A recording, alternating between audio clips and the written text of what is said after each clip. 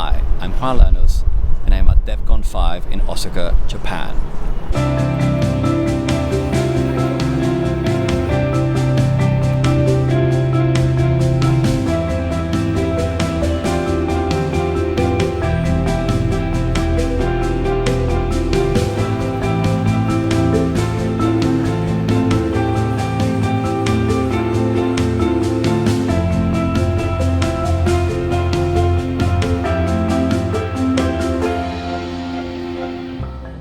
This was my first trip ever to Japan, so I spent a lot of time absorbing the sights and sounds of this wonderful culture.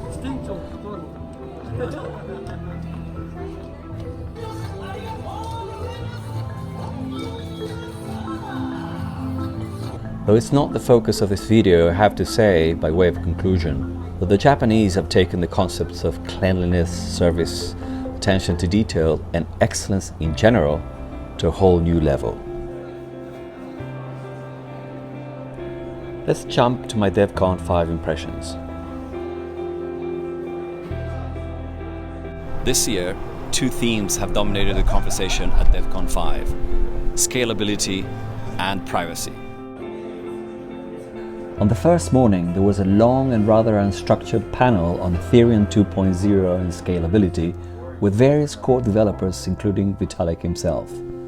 The next day, Coindesk writer Lee Quen caused a big stir when she published an arguably clickbaitily titled yet accurate, in my opinion, account of the session, which cost her a barrage of unfair and unwarranted personal attacks from some in the community.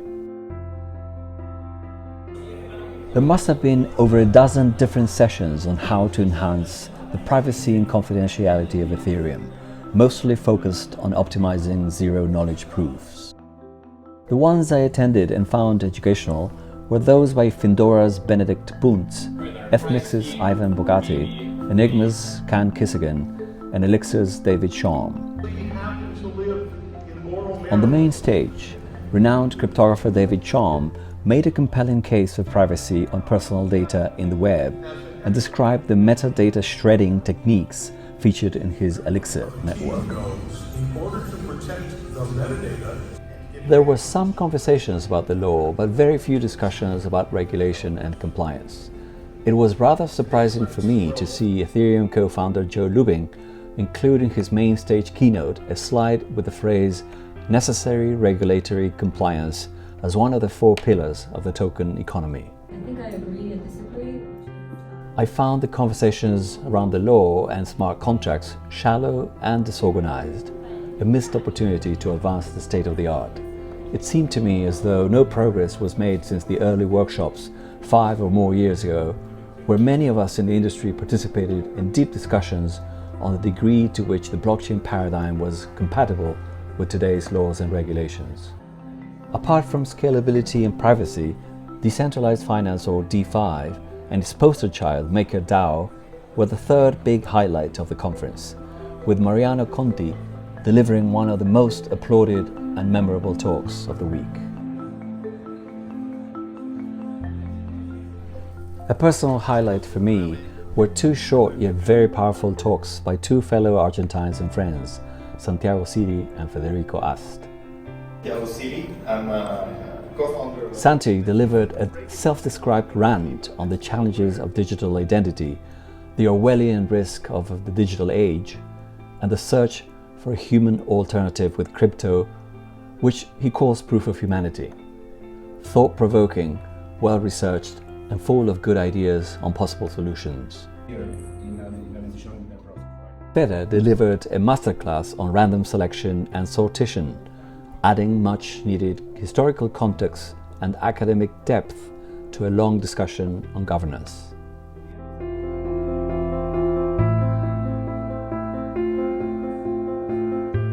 There were dozens, if not hundreds, of concurrent sessions on and off the conference venue, and the turnout was really impressive, reminding me of the early days of the now massive Money 2020 conference in Las Vegas. Only this time, amazingly, it was a single cryptographic network attracting people from all corners of the world.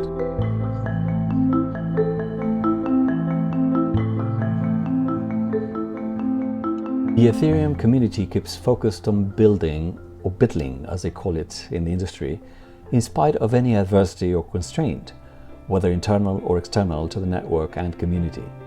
Every person or team that I met seemed seriously focused on solving challenges such as reducing gas costs, dealing with political factions, or creating the next generation of financial services infrastructure.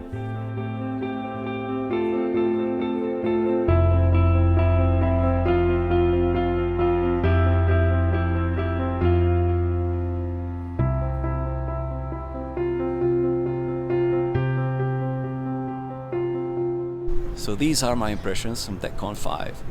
The candidate for next year's conference is Buenos Aires.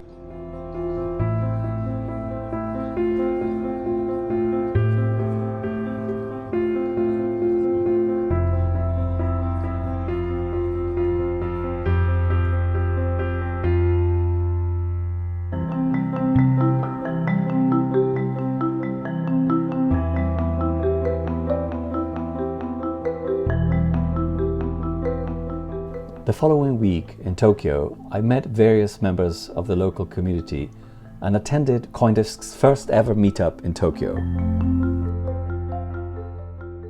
A common theme among those working in financial services was that there has been a slowdown in the market, mostly due to increased skepticism and pressure by Japanese regulators after various hacking events over the past year. One of them, a former Goldman Sachs trader, expressed his frustration at an impending regulatory change that will move oversight from the current money-focused regime to the securities world, which in his view will significantly slow down innovation.